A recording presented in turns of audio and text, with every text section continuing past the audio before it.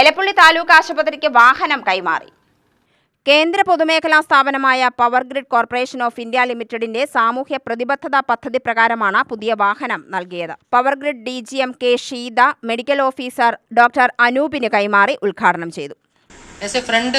Front worker എന്നുള്ള രീതിയിൽ പലപ്പോഴും ഇലക്ട്രിസിറ്റി ഡിപ്പാർട്ട്മെന്റ്, ബാക്കി അതർ പോലീസ് ഡിപ്പാർട്ട്മെന്റ് അവർക്കൊക്കെ ഇമ്പോർട്ടൻസ് കൊടുത്തിട്ട് കൊറോണ വാക്സിൻസ് കൊടുക്കുന്ന ഒരു സിറ്റുവേഷൻ ഉണ്ടായിരുന്നു. ആ സമയങ്ങളിൽ ഞങ്ങളുടെ ഒരു റിക്വസ്റ്റിന്റെ പുറത്ത് പേട്ട താലൂക്ക് ഹോസ്പിറ്റലിലുള്ള അതോറിറ്റീസ് ഞങ്ങൾക്ക് തന്നിട്ടുള്ള സഹായം അതൊന്നും മറന്നു പോകാവുന്നതല്ല. ആ വിധത്തിലുള്ള സഹായങ്ങൾ ഞങ്ങൾക്ക് പേട്ട ഹോസ്പിറ്റലിൽ നിന്ന് കിട്ടിയിട്ടുണ്ട്.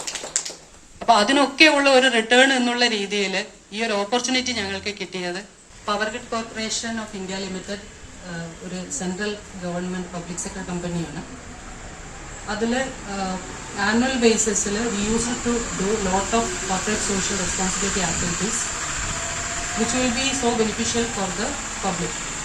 ഇപ്പം നമ്മൾ നാട്ടിലുള്ള നമ്മുടെ എവിടെയൊക്കെ സ്റ്റേഷൻസ് സിറ്റുവേറ്റ് ചെയ്യുന്നുണ്ടോ ആ ലൊക്കാലിറ്റിയിലുള്ള ആൾക്കാരുടെ ഡെവലപ്മെൻറ്റിന് വേണ്ടിയിട്ടും അവിടുത്തെ സോഷ്യൽ ഡെവലപ്മെൻറ്റിനും വേണ്ടിയിട്ട് നമ്മളുടെ പ്രോഫിറ്റിൻ്റെ ഒരു 2% യൂഷ്വലി യൂട്ടിലൈസ്.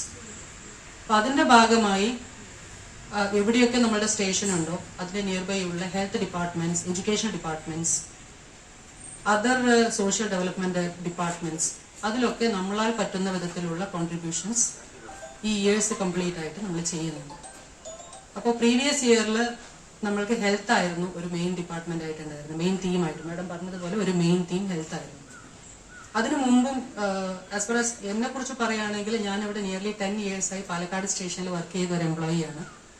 അതുകൊണ്ട് തന്നെ താലൂക്ക് ഹോസ്പിറ്റലിന്റെ ഇമ്പോർട്ടൻസ് എന്താണ് എന്നുള്ളത് എനിക്ക് വളരെ വ്യക്തമായിട്ട് അറിയാം.